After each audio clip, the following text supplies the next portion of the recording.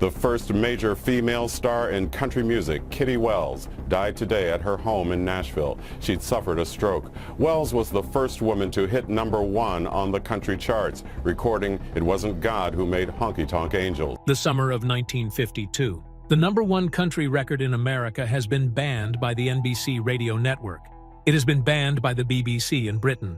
And the woman who sings it is not permitted to perform it on the portion of the Grand Ole Opry that goes out on the national network. The record is called "It Wasn't God Who Made Honky Tonk Angels." It will spend 6 weeks at #1.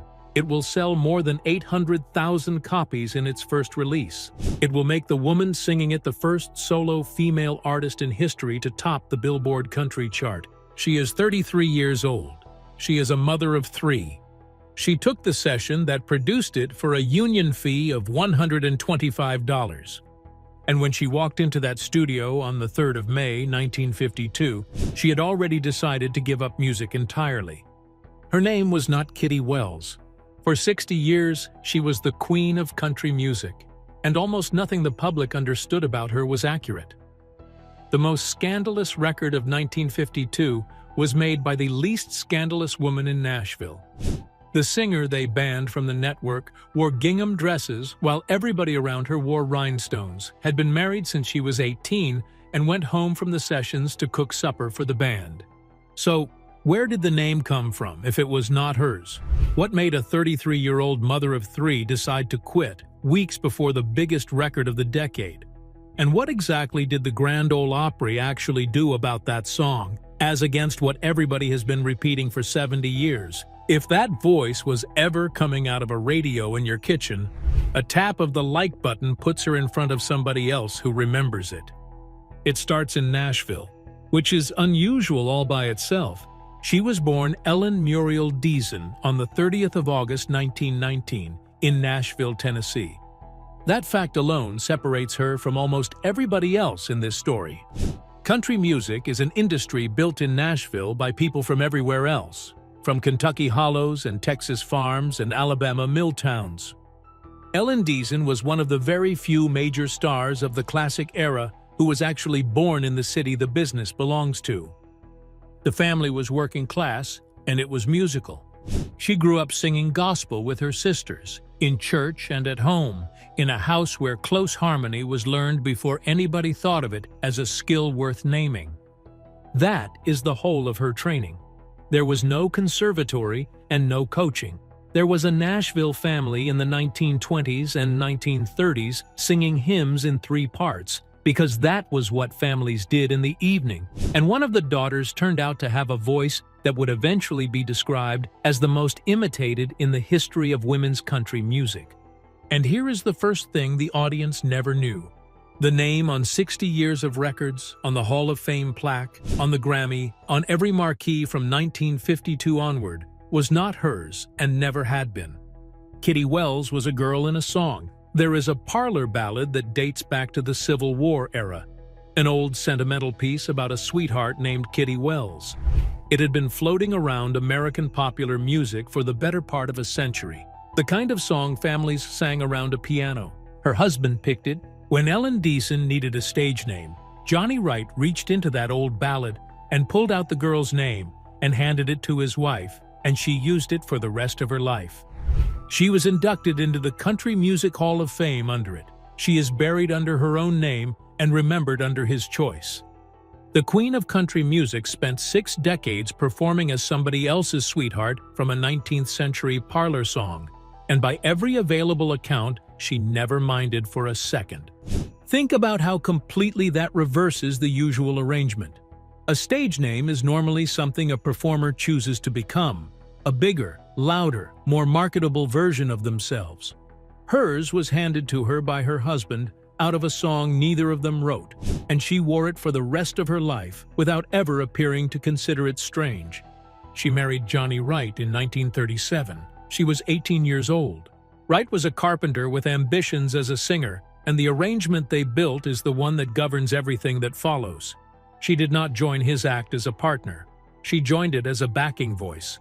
He performed with his sister Louise as Johnnie Wright and the Harmony Girls, and Ellen sang behind them. Then Johnnie formed a duo with a singer named Jack Anglin, and Johnnie and Jack became a working act, and Kitty Wells sang beside them. Remember Jack Anglin? He comes back in this story in 1963, and it is one of the strangest and saddest coincidences in the history of Nashville. Through the 1930s and into the 1940s, this was not a career. It was 2 or 3 people trying to assemble one out of radio spots, schoolhouse dates, and whatever a small act could get. Johnnie worked at a DuPont plant to keep it going. The Second World War came and went. There were children arriving, Ruby, then Bobby, then Carol Sue, and Kitty Wells sang when there was singing to be done and kept a house when there was not, which was most of the time, 15 years of that. From 1937 to 1952, she was a working singer in the sense that she sang and was occasionally paid, and in no other sense at all. In 1948, there was a genuine break, and it belonged to all 3 of them. Johnnie and Jack, with Kitty singing alongside, appeared on the debut broadcast of the Louisiana Hayride out of Shreveport. The Hayride was the second most important radio program in country music through that era, and the room where a very large number of careers were made. Hank Williams came through it, and a few years later, so did a young man from Memphis named Elvis Presley. Being on the first night of it was not nothing. It put the act on the map across 4 states. And in 1949 and 1950, RCA Victor gave Kitty Wells a recording contract of her own. She cut gospel material and old-time songs, and the results were, in the Library of Congress's own summary of that period, meager. Nothing hit. Nothing came close to hitting. After 2 years, RCA Victor had no further use for her, and the contract that was supposed to be the beginning of something turned out to be the end of it.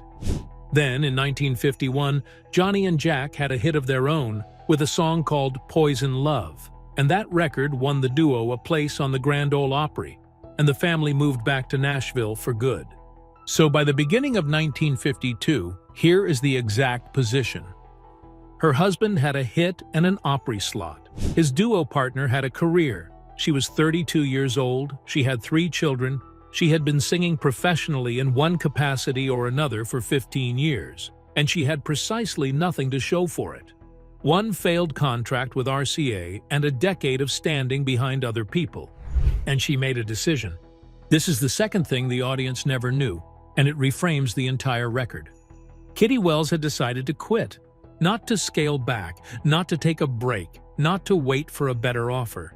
She had concluded, at 33, that the music business was not going to happen for her, and that she was going to stop and raise her children and let her husband earn the living. She was on her way out the door, and by any reasonable assessment of the evidence in front of her, she was right to be. Consider the case for quitting as it stood in early 1952.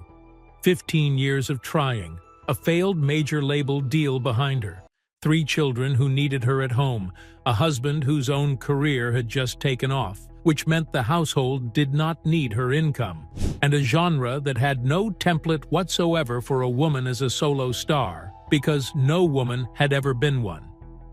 She was not giving up on a dream that was nearly there. She was making a sensible decision about a thing that had not worked. And then Paul Cohen, who ran country recording for Decca, and Owen Bradley, who led the sessions, came looking for somebody to sing an answer record. The thing they wanted answered was the biggest country song in America. Hank Thompson had a chart topper called The Wild Side of Life, and the argument of that record was straightforward and entirely conventional for 1952. A man's home had been broken because his woman had gone off to the honky tonks and the wildlife. The answer record tradition was an entirely normal commercial practice at the time, and it is important to understand that, because it strips the mythology out of what happened next. A hit came out. Somebody wrote a reply, usually set to the same melody, and the reply frequently sold on the back of the original. It was a format, like a sequel. Nobody involved in commissioning one regarded it as a crusade, and nobody at Decca in the spring of 1952 was setting out to change the position of women in American music. A Louisiana songwriter named J.D. Miller had written the reply, and Cohen and Bradley thought Kitty Wells was the voice for it. She was not enthusiastic. She was not enthusiastic about the song either, and she has been perfectly clear about her reasons across the decades since. They were not artistic, and they were not political. She took the session because the union fee was $125, and $125 was worth having in a household with 3 children in it in 1952. That is the entire motivation. A woman who had already quit took one more afternoon's work for the fee and expected to go home afterwards and not come back. The most consequential record ever made by a woman in country music was, from the point of view of the woman making it, $125 and a Saturday. On the 3rd of May 1952, she went into Castle Studio in Nashville and recorded "It Wasn't God Who Made Honky Tonk Angels." Her husband Johnnie played bass on the session, Jack Anglin played rhythm guitar, and what she sang, over Hank Thompson's own melody, was the thing that nobody had put on a country record before. She sang that from the start. Most every heart that had ever been broken was broken because there was a man to blame. She sang that too many times married men think they are still single, and that it had caused many a good girl to go wrong. In 1952, in Nashville, on a country record, sung by a woman, there is no precedent for it. Country music before that afternoon had a large and well-established vocabulary for the wronged man, the drinking man, the rambling man, and the man who had been ruined by a woman. It had almost nothing at all for the other side of that argument, because the other side of that argument had never been given a microphone. Decca released it on the 23rd of June, 1952, on the labels 28232, with a song called "I Don't Want Your Money, I Want Your Time" on the other side. Nobody at that company expected what happened next, and neither did she. Now, the bands. And this is where this video is going to do something that most tellings of this story do not, which is grade the evidence out loud, because the popular version is bigger than the record supports. Here is what is documented and not in dispute. The NBC radio network banned the record as suggestive. The BBC banned it in Britain, and she was restricted from performing it on the Prince Albert Show, which was the 30-minute segment of the Grand Ole Opry that went out nationally on NBC, sponsored by a tobacco company. That restriction is traceable in the Prince Albert scripts for the years 1952 to 1954. Here is what gets repeated everywhere, including by serious broadcasters, and what the record does not actually support. The story you will find in most places is that the Grand Ole Opry banned Kitty Wells from singing the song at all, and that they only relented when audience demand forced them to. Johnnie Wright adamantly denied that for the rest of his life. According to both Wright and Wells, the Opry's own station, WSM, made exactly one demand about that song. They asked her to change a single word. The lyric said, "trustful wife." They wanted "trusting wife," on the grounds that trustful carried an implication about the narrator's own character that they were not comfortable broadcasting. One word. And the restriction on performing it applied only to the network portion. The Library of Congress, in its own National Recording Registry essay on the song, puts it about as plainly as an institution can. It notes that it is hard to believe Wells never sang the song on the Opry at all, even in that relatively cautious era. And it records Johnnie Wright's flat denial of the claim. It also observes dryly that country audiences were so desperate to hear her sing it that there might have been trouble if she had not. And the honest version is a better story than the legend. The legend is a faceless institution silencing a woman. What actually happened is more interesting and more human than that. A radio network was frightened of the record. A tobacco sponsor was frightened of the record. And the station that everybody blames asked a 33-year-old mother of 3 to change one adjective, because the word trustful implied something about her that a country audience in 1952 might not forgive. They were not afraid of what she said about men. They were afraid of what one adjective implied about the woman singing it. That is a smaller story than the legend and a far more revealing one. Nobody at WSM objected to a record arguing that married men who behaved as though they were single had wrecked a great many homes. What they objected to was a syllable that might have suggested the singer had personal experience of it, which is the third thing the audience never knew. and it is the heart of this video. The scandal and the woman never met. There is a version of Kitty Wells that the controversy of 1952 implies. A hard-living woman, a honky-tonk singer, somebody who had been through the wild side of life and had earned the right to sing about it. That woman did not exist. The actual Kitty Wells had been married to the same man since she was 18 years old. She was devout. She was, by universal agreement of everybody who ever worked with her, one of the quietest and most modest people in the industry. She cooked for the band on the road. She deferred to Johnnie in every business decision for 60 years, without apparent resentment and without ever seeking to change it. And she wore gingham. That detail is worth stopping on, because it is the whole thing in one image. Country music in the 1950s was moving toward spectacle. Rhinestones, nudie suits, sequins, hair. Kitty Wells stood on the same stages in plain gingham dresses that would not have looked out of place hanging washing. She was not making a statement about it. She was not performing plainness as an image, in the way that plainness is sometimes performed. That was simply what she wore, and she went on wearing it after she could have afforded anything she liked. So, the most incendiary voice in country music in 1952 belonged to a modest, church-raised, gingham-wearing housewife who had taken the job for $125 and had been planning to go home. The record went to #1 and stayed there for 6 weeks. It entered the Billboard country charts in July 1952 and topped them in August. And in doing so, Kitty Wells became the first solo female artist ever to have a #1 country record. It sold more than 800,000 copies in its initial release, which for a country single in 1952 was an enormous number, and it knocked Hank Thompson's record off the top of the chart it had been written to answer, which is about as complete a result as an answer record has ever produced. Emmylou Harris, decades later, put the effect better than any historian has. She described a 33-year-old housewife turning both country music and the country itself on its head. Because what that record did was speak directly to an enormous number of American women who had not previously been represented on the radio at all, and who discovered in the summer of 1952 that somebody was finally saying the obvious thing out loud. The post-war years had produced the highest divorce rate the United States had ever seen, and the conversation about why had settled comfortably on the idea that women were not staying home the way they used to. And then a woman in a gingham dress got on the radio and pointed out that it took two. Sales figures do not usually tell you anything about a society. That one does. 800,000 copies in 1952 was not a novelty purchase.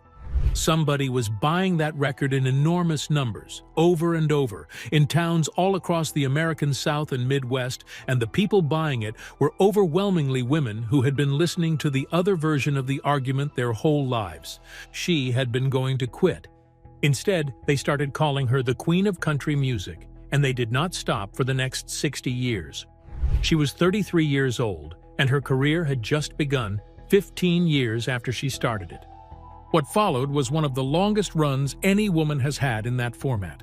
Making Believe in 1955, Searching in 1956. Duets with Red Foley through the second half of the decade, hit after hit into the 1960s. For most of the 1950s and into the 1960s, she was voted the top female country vocalist in America year after year, for 14 consecutive years by the trade press of the day, in a genre that until August 1952 had not really had a slot for one at all. She more or less invented the position, and then occupied it for a decade and a half. And every one of those records was made inside the same domestic arrangement. Johnnie ran everything. He managed the career, he made the business decisions, he booked the dates, and she sang. This was not something imposed on her against her will, and she never described it that way. It was, by every account, the arrangement they both wanted and both maintained for 74 years. But look at what it means for the woman the public thought they were listening to. America heard the woman who stood up in 1952 and said men were half of every broken home in the country. What America was actually listening to was a wife who had handed every commercial decision of her professional life to her husband and never once asked for it back. Both of those things were true at the same time for 60 years, and that is the double life. And it should be said clearly, because the temptation to make this into a grievance is obvious, and it would be false. There is no evidence she was unhappy about it. She was not a silenced woman waiting for somebody to notice. She was a woman who had made a particular bargain in 1937 at 18 and who kept it for 74 years and appears to have been content inside it. The gap between what she sang and how she lived is the story. It is not an accusation against anybody. Then, in March 1963, the thing happened that this video flagged earlier. Patsy Cline was killed in a plane crash on the 5th of March, 1963. 2 days later, Jack Anglin, Johnny's partner in Johnny and Jack, the man who had played rhythm guitar on the Honky Tonk Angels session 11 years before, was killed in a car crash in Nashville. He was on his way to Patsy Cline's memorial service when it happened. Nashville, in the first week of March 1963, lost Patsy Cline, Cowboy Copas, and Hawkshaw Hawkins in a field outside Camden on the Tuesday, and then lost Jack Anglin in a car on the way to mourn them on the Thursday. It is the worst week in the history of that industry, and it has never been matched. That ended Johnny and Jack after more than 20 years. And it meant that the two men who had been in Castle's studio with Kitty Wells on the 3rd of May, 1952, the husband on bass and the friend on rhythm guitar, were reduced to one in a single week by two separate accidents. Johnnie Wright went on as a solo act, and then increasingly as part of his wife's show, and the professional center of that family shifted permanently to her. Now the fourth thing, and it is the one that costs. The crown was considerably heavier than it looked. Kitty Wells was the queen of country music for 60 years, and what that actually meant in practice was that she never stopped working. The Kitty Wells and Johnnie Wright family show toured for decades with the children in it, and it was not a nostalgia exercise. It was the family's living. Ruby, Bobby, and Carol Sue grew up inside their parents' business and then worked in it as adults. Bobby had a recording and television career of his own in the 1960s and 1970s and came back to the family show afterwards, which means that from the 1930s to the 2000s, across 7 decades, that household never had a source of income that was not the two of them singing. She was still touring in her 80s. The final run came around the year 2000 when she was 81 years old. 48 years after the afternoon she took a session for $125 on her way out of the business, she was still on a bus. The honors arrived along the way. The Country Music Hall of Fame inducted her in 1976. The Recording Academy gave her its Lifetime Achievement Award in 1991. The song itself went into the Grammy Hall of Fame in 1998 and into the Library of Congress's National Recording Registry in 2007. And then the losses came in the order nobody wants. Her daughter Ruby died in 2009. Kitty Wells was 90 years old and she buried a child. On the 27th of September 2011, Johnnie Wright died. They had been married since 1937. He died 33 days short of their 74th wedding anniversary. 74 years. She had been his wife since she was 18, and she was 92 when it ended, and she had built her entire adult life, professional and domestic, inside that partnership. He named her. He managed her. He played bass on the record that made her. She lived 10 months without him. There is no need to make anything of that arithmetic. 74 years is longer than most people are alive. She had been Mrs. Johnnie Wright since 1937, and Kitty Wells since he named her. And when he went, the greater part of her own life went with him. On the 16th of July 2012, at home in Madison, Tennessee, Ellen Muriel Deason Wright died of complications from a stroke. She was 92 years old. Bobby and Carol Sue survived her, along with 8 grandchildren and 12 great-grandchildren. So here is the honest summary, and it is not what the title of this video implies. There were no scandals, not one. In 92 years and a 60-year career, there is no arrest, no disgrace, no feud, no messy divorce, nothing that ever put Kitty Wells in a newspaper for anything other than her work. The double life was not a vice, and it was not a secret. It was the distance between the loudest thing anybody said in country music in 1952 and the quietest woman in Nashville who said it. She was born Ellen Deason and performed as a girl from a Civil War parlor song her husband found for her. She took the most important session in the history of women in country music for $125 on her way out of the business. She stood in gingham on stages full of rhinestones, and she went home and cooked for the band.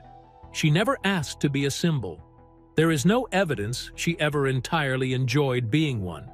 But every woman who has topped that country chart since August 1952 came through a door that a 33-year-old mother of three opened by accident in one afternoon at Castle Studio, in a dress with no sequins on it, for a fee she needed. Patsy Cline, Loretta Lynn, Tammy Wynette, Dolly Parton, every one of them walked through it. She had already quit. That is the part to keep. She had put the whole thing down, and then somebody offered her $125 for an afternoon's work, and she said yes, and it changed what an American woman was permitted to say out loud.